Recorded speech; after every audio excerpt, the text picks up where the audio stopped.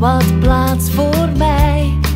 Onze juf geeft een kus aan de octopus, want die houdt de straat wat vrij.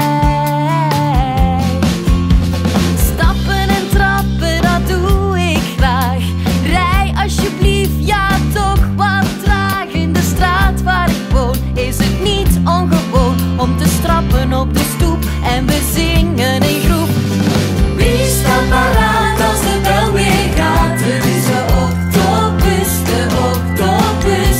Wie mindert vaak voor ons de vaart? Het is de octopus, de octopus.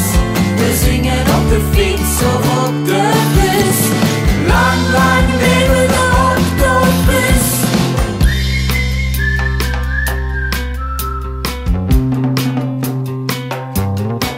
Op de weg kijk goed om naar de camion, want die weegt heus wel 10 ton.